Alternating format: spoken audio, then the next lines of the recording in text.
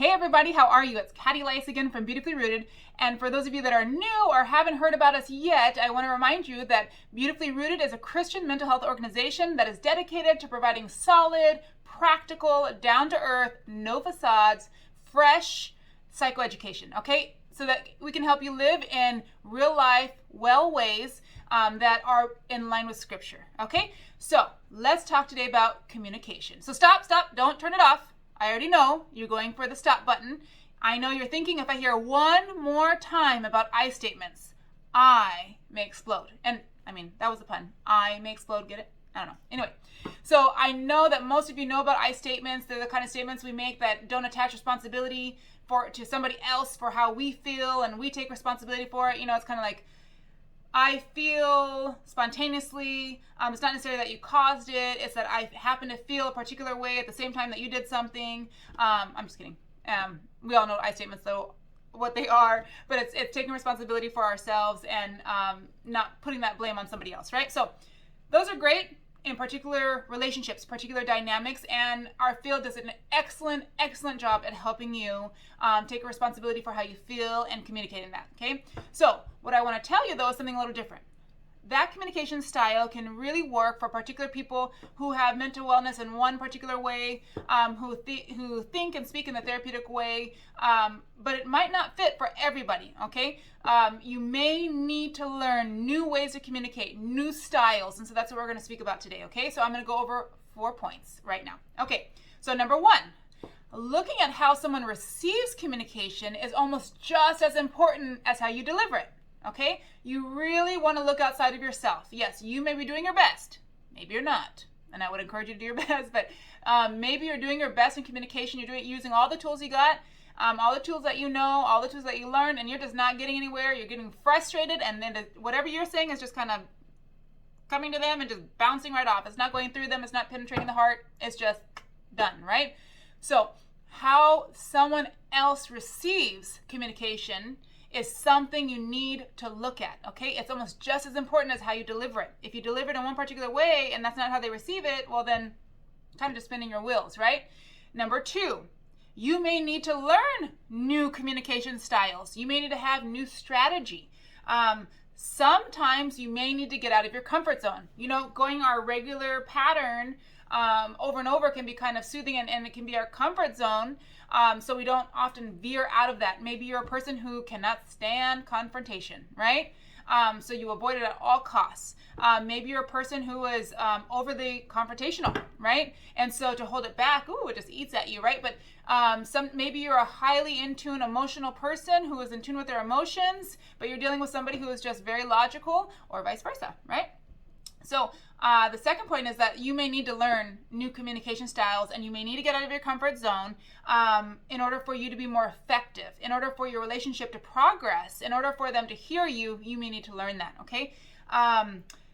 Learning new ways to communicate is a way for you to take more responsibility in your relationship. Oftentimes we say, hey, look, I did what I could. I said 5 I statements, so I did my part. So if you don't get it, it's on you. But nope, you have a responsibility to acknowledge and see and check into how does that person receive communication, and you have a responsibility to try to do better in that way, to try to do better in that relationship. If this is a relationship you want to continue, it behooves you to try new methods, okay? New effective methods, and you might feel a lot less frustrated, and you're going to find a lot more results. So I would encourage you that learning new communication styles may help you take more responsibility in your relationships, okay?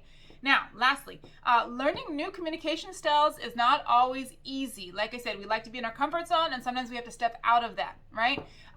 Sometimes we don't like to set boundaries, and that's just not our thing, but we have to learn how to do that and how to be assertive, and so it's just not always that easy. So you may need to get additional education, okay? So there's a lot of things online. You can check in with us. You can go to counseling. There are so many things to help you with that education, okay? If you're not sure in your particular case, you can feel free to contact us, and we can kind of see if there's any way that we can help. You may need extra support, okay? So that may look like counseling, that may look like a support group, that may look like adding people to your system, and within that, what I would say is you probably need a lot of accountability. So making change growing in particular ways can be a little tricky and can be a little troublesome emotionally at first until we get more comfortable with it. And so sometimes we'll just want to step back and go back into our old ways, right? But if you keep on doing the same thing and it's not working, I encourage you to learn new ways and set in some sort of accountability. Look for people in your system or new people who are really good at what it is that you need to do, okay? That you can talk to, and then you can go back and forth about how you're helping each other. This doesn't have to be a one-sided relationship, but you need to build in that accountability, okay? And then lastly, you probably need to practice, okay? You need to practice, you need to rehearse, you need to do all these things sometimes and you may need to be more strategic in order for this change to occur, okay? So let's talk about why. Why is one way just doesn't always work with somebody? Well, we grow up so differently, right? So we grow up with different families, we grow up with different family systems, we grow up with different ways to cope with emotions. Some of us have to deal with a whole bunch of emotions and other ones don't have to deal with that, right? Maybe we have different traumas, different experiences, different griefs, different triggers, different hurts, and that impacts how we deal with emotions, how we tolerate emotions. Maybe we have different sensitivity levels in families. Some families are so sensitive. If you like wrinkle your eyebrow and it goes up here just a little bit, or you furrow anything, man, they are on top of it and they know exactly what's going on and they're going to check in with you. In other families, no way. There's no way that if you wrinkle your eyebrow or you furrow it, or that they're going to check in with you. That doesn't make any difference for them. Some families just aren't as sensitive, which is not necessarily a bad thing. They're just not as sensitive. So you're coming into contact with people who have different levels of sensitivity, and so you really need to check in, how do they receive communication, okay? So those may be some ways of why things are different. People just have different levels of emotional intelligence. And there's lots of different types of intelligence. Something that you do want is a high level of emotional intelligence, and sometimes we just don't have it. You know, we have different experiences, we pull through different things in a different way or don't. And so you may be dealing with somebody who has a different level of emotional intelligence than you. Sometimes people deal a whole bunch. They live in their emotions, or when they reason from emotions, and that just is so difficult for somebody who reasons with their logic to understand. And so if you communicate from somebody who communicates with their logic, you may just find yourself matched with something that feels really irrational. And if you keep doing the same thing, you're like on a hamster on a wheel, same thing, and now you're frustrated. You're tired being on that wheel all the time, okay? So those may be some ways that why people respond differently to communication. So I want to encourage you that if your relationships are going south, if you're feeling frustrated, if you just find your point is not being understood, if you just feel like everything is upside down, then I would encourage you to look at, is it possible that the communication that you are using is not the right technique that you need, or the right style you need for that particular person, okay? Okay, so let's think about in the Bible. I mean, I think that there are many examples where Jesus speaks differently depending on who he is speaking to. So I don't think it's a foreign concept biblically. So in John 4, we see that Jesus speaks matter-of-factly, but yet caringly, and gentle, but yet direct to the woman at the well, right? In John 6, we see that Jesus speaks very directly to the crowds of people who were speaking in a tricky and deceitful way. I mean, very directly. In fact, in that same chapter, the disciples were kind of grumbling, right? And Jesus speaks to them and they're saying, hey, you're speaking too harshly. I mean, that lets you know that this is a different communication style than he used with other people that was so gentle and soft, right? And loving. This was loving in a different way. He was calling out truth. He knew their hearts, right? And he was saying matter-of-factly and very directly, and the disciples took that as very harsh. And so Jesus speaks to the disciples, his followers, to his believers, very frankly. He says, do you want to go or do you want to stay? What is it? Make a choice, right? So it's definitely a different communication style. So in Matthew 21, we see that Jesus speaks very directly, and his actions speak very directly to the money changers, right? That were in the temple, that were doing the wrong things and making a mockery of the temple, of what the temple was for, right? And finally, in John 3, Jesus tells us that there are different ways that in which he speaks to us, right? He tells us, hey, if I speak to you of heavenly things, you'd have no idea of what I speak to you. What I'm speaking about. I speak to you in these parables and you still don't understand. So if I speak to you in the heavenly ways, oh my goodness, how could you, you wouldn't even be anywhere close to understanding. So he tells us that there are different levels of our understanding, right? And how he can speak. And he chose to speak in a way that we are able to understand him more, even though he is the creator of wisdom, right? And he is wise. So, and he could speak in much more heavenly terms, but for us, he came down a little bit, right? So, okay. So let's think of some questions maybe to ask yourself depending on who you're speaking with. So you may be thinking about a relationship with a child, right? How you speak with a child must be different. How you speak with a spouse, how you speak with someone with special needs, how you speak with somebody with a personality disorder or traits of personality disorder or just disordered personality type of stuff, right? So, here's some questions to kind of ask yourself, okay?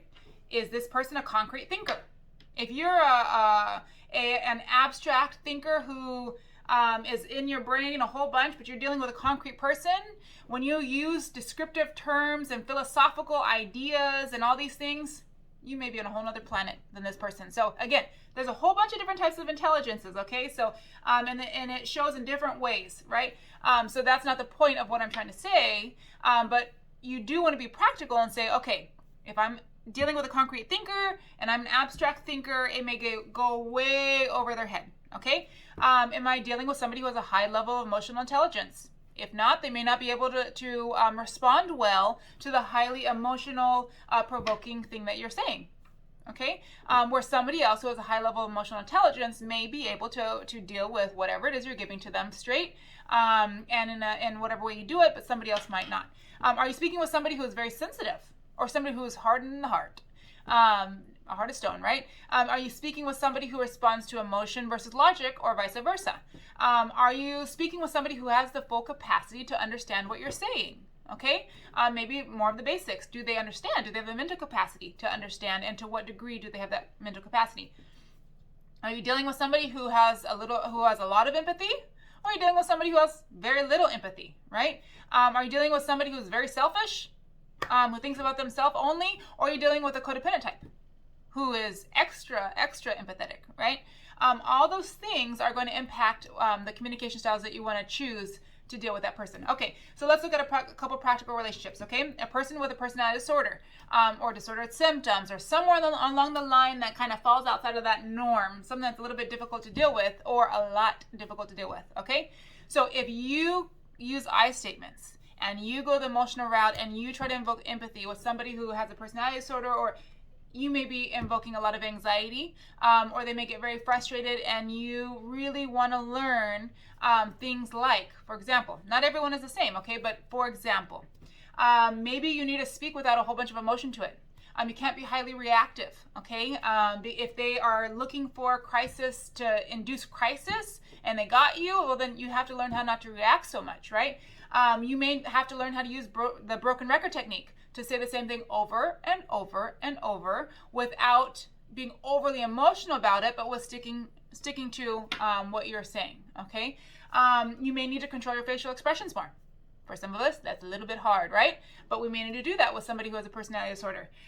You may need to consult with others before you speak to this person. You may not have to do that with anybody else, but with this particular person, you do, okay? You may have to rehearse. You may have to guess how they're going to respond, and you decide how I'm going to respond to that person in advance so that you're not caught so off guard, okay?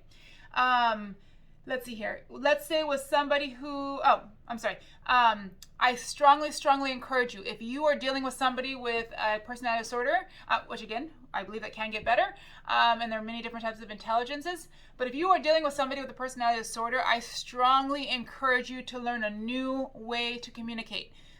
The way you do it now, things may never change unless you make a change, okay? That's how it kind of works. So you have to learn and deal a little bit differently, and then they respond differently sometimes, okay? All right, dealing with somebody with special needs. You may have to speak more concretely, but yet with more animation, joyful animation, okay? But also maybe in order for them to read how you're feeling, you may need to be a little bit more exaggeration and smile, or, down here, it depends on the person, okay? But you may need to be more exaggerated and more animated than you would with somebody else. You may, in order to show that expressiveness, okay? You may need to really learn gentleness with firmness, okay? So that may be extra important for somebody with special needs. Okay, so dealing with a spouse. Well, you have to know your spouse. I would definitely say that some spouses need a lot of affirmations. That's definitely what we teach in therapy, and some do not. Some need more boundaries set. and they need more direct speaking. Maybe they get really frustrated with a whole bunch of fluff, right? And some wives need a lot of fluff. They need a lot of affirmation. So you really need to know your spouse. I would definitely say to try counseling for sure. This is our specialty.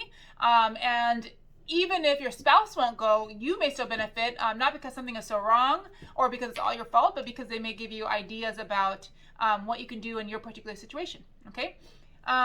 Children, if your child tends to have a lot of anxiety or more anxiety or be a little ADD or ADHD-like, what kid is not, but sometimes they're not, right? So if you are dealing with something like that, they may really have much more of a concrete brain. If you speak in highly intellectual concepts and philosophical concepts and abstract thinking, you may go straight over their head. They may not respond well or do what you're saying, or you may invoke more anxiety because they don't understand what's going on and they may feel more frustrated. So you may be bumping heads. So you need to speak more concretely. And let's say if you have an introverted child, for example, and you're extroverted, which I guess would be I don't know, it sounds like extroverted squared. But if you're extroverted and you have a child who's introverted, you may need to tone it down, right? When you're dealing with that particular child, okay? So there's lots of different ways that we have to change the way that we communicate for our children. We know that all of our children are different, and so we may need to adapt to that, okay? We don't have to water down anything. I don't think Jesus watered down his message with anybody, no matter how much he was gentle or how much he was not so gentle. And but he never watered down his message. He always told the truth, and I don't think that that's what we have to do with people either. So we don't have to water it down, but we do need to look at what form are they going to respond the best. Can they receive it the best so that it works the best, okay? Let's look at a couple scriptures before we go. Let's look at Colossians 4:6. Let your speech always be gracious, seasoned with salt, so that you may know how you ought to answer each person. Okay, so that lets you know each person may need a different response from you, and it is important that you as a believer that you have speech that is always gracious and seasoned with salt. Okay, and I think that includes wisdom and discernment, and those are things that we need to pray for, and that we need to be reading our word so that we can know what is the will of God and what is good and bad and what's good and not, right? That's what Romans tells us, right? Okay, Ephesians 5:15 through 17, last scripture. Look carefully then how you walk, not as unwise, but as wise, making the best use of the time, because the days are evil. Therefore, do not be foolish, but understand what the will of the Lord is. Okay, so be wise. Look carefully how you walk. Okay, go for understanding, go for wisdom, okay? Those are very important things. Make the best use of your time. Don't waste time just spinning your wheels and doing the same thing over and over if it's not working. Make the best use of your time, okay? Okay, so just as a reminder, at Beautifully Rooted, we are on YouTube, we're on Facebook, we're on Instagram. Feel free to check out our channel. Follow us if you're not following us already, if you like what you're hearing, and connect with us. We have 1 million ways for you to connect with us, okay? And also don't forget, I'm a co-host on a podcast, Social Workers in Scriptures. We're on the same YouTube, Facebook, and Instagram. We now have listeners across the world, and we are just so thankful. At Beautifully Rooted, very thankful for all of your support. May God bless you this week. May he provide you wisdom and discernment, and may your speech be gracious and seasoned with salt. Okay, you take care.